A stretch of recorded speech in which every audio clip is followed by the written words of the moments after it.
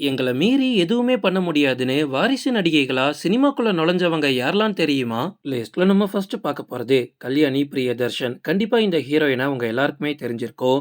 நம்ம சினிமாவில் கிட்டத்தட்ட 95 படங்களுக்கு மேல டைரக்ட் பண்ண ஒரு ஃபேமஸான டைரக்டர் தான் பிரியதர்ஷன்.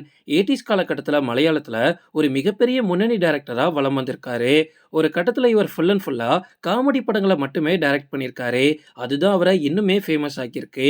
இவரோட டைரக்ஷன்ல நம்ம தமிழ்ல 2009ஆம் ஆண்டு காஞ்சிவரம் அப்படின்ற படம் வெளியாகுது. இந்த படம் பட்டி தொட்டி எல்லாம் பயங்கர ஹிட் ஆகுது. அது மட்டும் இல்ல, இந்த படத்துக்கு தேசிய திரைப்பட விருதும் கொடுத்தாங்க. தமிழ், தெலுங்கு, ஹிந்தி, மலையாளம் அப்படின்னு எல்லா மொழிகளையும் பட்டைய கிளப்பியிருக்காரு டைரக்டர் பிரியதர்ஷன். இவரோட மகள் தான் இந்த கல்யாணி பிரியதர்ஷன். 2019ஆம் ஆண்டு ரிலீஸ் ஆன ஹீரோ படத்துல சிவகார்த்தியனுக்கு ஜோடியா இவங்க நடிச்சிருப்பாங்க. அந்த படம் பெரிய அளவுல போகல அப்படின்னாலுமே கல்யாணி பிரியதர்ஷனை எல்லாருக்குமே ரொம்ப ரொம்ப பிடிச்சு போச்சு. இவங்க நம்ம தமிழை தாண்டி தெலுங்குல நிறைய படங்கள் நடிச்சிருக்காங்க. ஹீரோ படத்துக்கு அப்புறமா நம்ம தமிழ்ல 2020ஆம் ஆண்டு புத்தம் புது காலை அப்படின்ற படத்துல நடிச்சாங்க. அதுக்கப்புறமா மாநாடு படத்துலயும் நடிச்சாங்க. மாநாடு படம் பட்டி தொட்டி எல்லாம் பயங்கர ஹிட் ஆனதுக்கு அப்புறமா இவங்களோட மார்க்கெட்டும் நல்லா ஏறிச்சு. ஆனா தமிழ்ல கிடையாது, மத்த இண்டஸ்ட்ரியில. கல்யாணி பிரியதர்ஷன் 2022ஆம் ஆண்டு கிருதயம் அப்படின்ற மலையாள படத்துல நடிச்சிருப்பாங்க.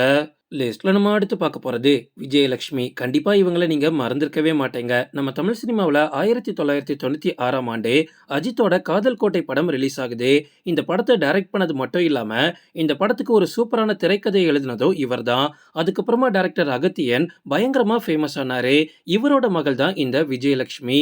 இவங்க சென்னை 6,28,000 படத்துல ஒரு மிகப்பெரிய ஹீரோயினா நடிச்சாங்க. அந்த படத்தின் மூலமா இவங்களுக்கு நிறைய ஃபேன் பேஸும் உருவாகிச்சு. அதை தொடர்ந்து தமிழ், கன்னடம் ஆகிய 2 மொழிகள்லையும் தொடர்ந்து படங்கள் பண்ணிக்கிட்டே வந்தாங்க. அது மட்டும் இல்ல, ஒரு கட்டத்துல மார்க்கெட் இறங்கினாலோ பிக் பாஸ் நிகழ்ச்சியிலையும் கலந்துக்கிட்டாங்க. இதன் மூலமா நல்ல ஃபேமஸா இருந்தாலுமே நம்ம தமிழ் சினிமாவில் அடுத்தடுத்த ஹீரோயின்ஸ் வந்ததுனால இவங்களால தொடர்ந்து முன்னணி நடிகையா வலம் வர முடியல. இதனால ஒரு கட்டத்துல சினிமா வேண்டாம் அப்படின்னு 2015ல ஃபெரோஸ் அப்படின்றவங்கள கல்யாணம் பண்ணியிருக்காங்க. இப்போ இவங்களுக்கு 42 வயசு ஆகுது. கல்யாணம் முடிஞ்சு குடும்பம் குட்டின்னு அப்படியே செட்டில் ஆயிட்டாங்க. லிஸ்ட்ல நம்ம அடுத்து பார்க்க போறது ஐஸ்வர்யா. தமிழ் சினிமாவில் முதல்ல ஆக்ஷன் ஹீரோவா அறியப்பட்டவர் தான் அர்ஜுன்.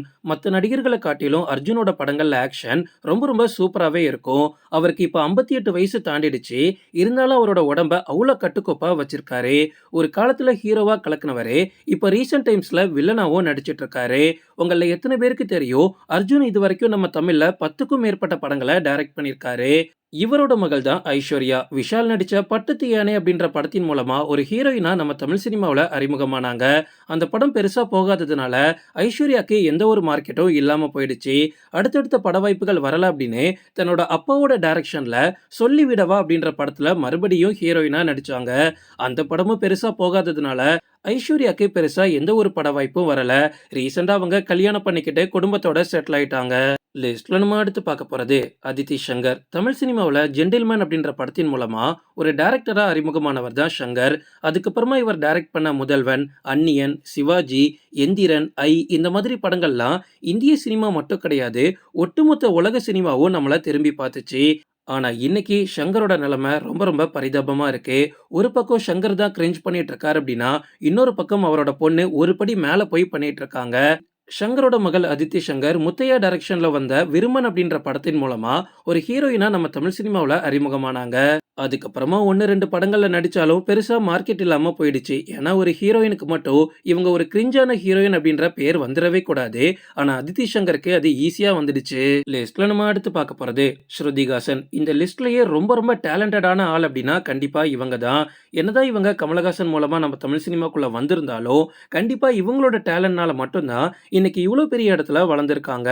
ஸ்ருதிகாசனை பொறுத்த வரைக்கும் நடிக்க தெரியும், பாட தெரியும், கதை எழுதுவாங்க, டைரக்ட் பண்ணுவாங்க, சூப்பராகவே டான்ஸ் ஆடுவாங்க. ஸோ ஒரு நடிகைக்குள்ள எல்லா திறனுமே ஸ்ருதிகாசனுக்கு உண்டு. மற்ற வாரிசு நடிகைகள்லாம் ஓரளவுக்கு மார்க்கெட் இழந்தாலும் ஸ்ருதிகாசனுக்கு மட்டும் அது நடந்ததே கிடையாது. அவங்க எப்பவுமே பீக்ல தான் இருப்பாங்க. ஓகே ஃப்ரெண்ட்ஸ், இதோட நான் இந்த வீடியோ முடிச்சுக்கிறேன். இன்னொரு இன்ட்ரெஸ்டிங்கான வீடியோவில் நம்ம சந்திக்கலாம். Stay tuned.